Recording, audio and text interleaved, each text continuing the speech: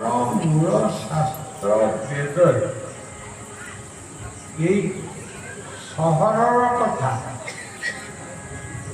ଯେତିକି ବର୍ଣ୍ଣନା ହେଇନାହିଁ, ଗୋଟିଏ ଗ୍ରାମ୍ୟର ସ୍ଥିତିକୁ ସେତିକି ବର୍ଣ୍ଣନା କରେ। ବିଶ୍ୱଂ ପରିପୃଷ୍ଟଂ ଗ୍ରାମେସ୍ମିନ୍ ଅନାଥ।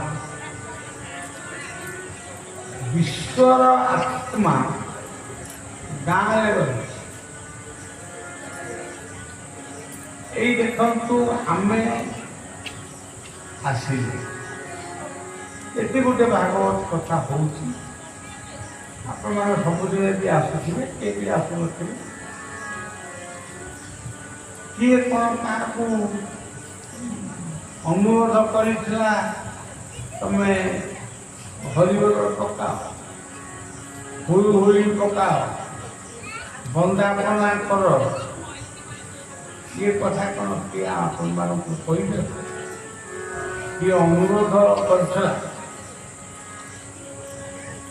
କିନ୍ତୁ ଭାରତର ସଂସ୍କୃତି ବା ଆମ ସନାତନ ଧର୍ମର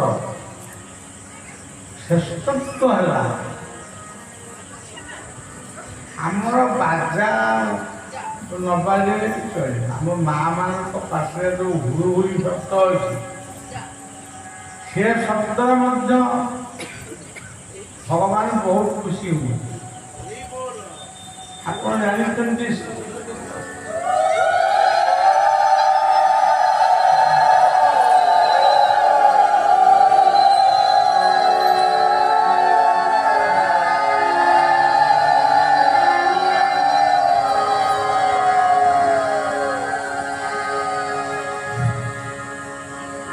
ଆମର ଗାଁ ଗହଳିରେ ମାଣବସା ଗୁରୁବାର ହୁଏ। ସେଇଟା ଆମର ଭକ୍ତି ଆଉ ବିଶ୍ୱାସ। ଲକ୍ଷ୍ମୀ ସେଦିନ ଲେଖା ହେଇଛି ସ୍ପଷ୍ଟ, ତାକୁ ଲେଖିଛନ୍ତି ପଞ୍ଚସଖା ଯୁଗର ବଳରାମ। ଲକ୍ଷ୍ମୀ ସେଦିନ ମାର୍ଗଶୀର ମାସ ଗୁରୁବାର ସକାଳେ ଲକ୍ଷ୍ମୀ ଗ୍ରାମ୍ୟ ପରିକ୍ରମା କରୁଛି। କେତେ ଜଣ ଭକ୍ତ ପ୍ରକୃତରେ ଗାଁରେ ଅଛି। ସେ ଦେଖିଲେ କିଏ ଶୋଇଛି, କିଏ କାହାର ଘର ଦ୍ୱାର ଲିପା ହେଇନି, ବାସନ କୁସନ ମଜା ହେଇନି, ତୁଳସୀ ଗଛରେ ପାଣି ଦିଆ ହେଇନି, ଏଇଭଳିଆ ଦୃଶ୍ୟ ସବୁ ଦେଖିଲେ। କିନ୍ତୁ ସେ ଗୋଟିଏ ଜାଗାରେ ଦେଖିଲେ, ସିଏ ଚାନ୍ଦାରୁଣୀ, ଶ୍ରିୟା ଚାନ୍ଦାରୁଣୀ।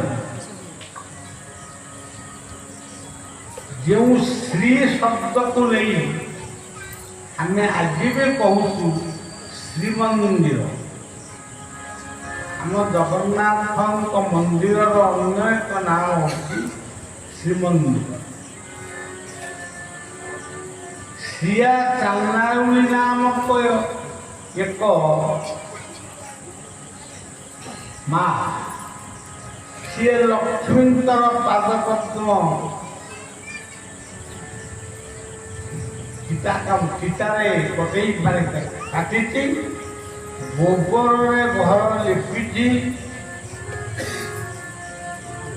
ଆଜିକାଲି ଗୋବର ବା ମିଳିବ କୋଉଠୁ? ଗାଈ ଯାକ ସବୁ ରାସ୍ତାରେ ଶୋଇଛି। ଏପଟରେ ଆମେ କହୁଛୁ ଯେ ଗୋ ହତ୍ୟା ବନ୍ଦ ହଉ। ଗୋ ହତ୍ୟା ବନ୍ଦ ହବ ବୋଲି ଆମେ କହୁଛୁ, କିନ୍ତୁ ଯିଏ କହୁଛନ୍ତି ସିଏ ହୁଏତ ନ କରୁଛନ୍ତି। କିନ୍ତୁ ଗୋ ହତ୍ୟା କର, ଇଏ ଜଞ୍ଜାଳ ଶୀଘ୍ର ଏ ଭାରତ ବର୍ଷରୁ ସେଥିପାଇଁ ସେଇମାନେ ହିଁ ଯାଏ।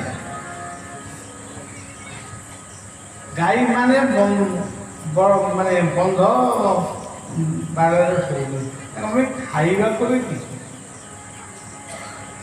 କିନ୍ତୁ ସକାଳୁ ଉଠିକିରି ଆମେ ଚାହା ଟିକେ ପିଇବୁ, ଛୋଟ ପିଲାଟିକି କ୍ଷୀର ଟିକେ ଦେବୁ କି ଦହି ଟିକେ ଦେବୁ। ଆଜି ସେ ସବୁ ଭେଜାଲ ହେଇଗଲା। ଗାଈମାନେ ପ୍ଲାଷ୍ଟିକ ଜରି ଚୋବେଇକିରି ଯେଉଁ କ୍ଷୀର ଦେବେ ସେ କ୍ଷୀରର ଶକ୍ତି କେତେ? ତେଣୁ ସିଆ ଚାନ୍ଦାଉଳିର ଏଇ ପବିତ୍ର ଭକ୍ତିକୁ ଦେଖି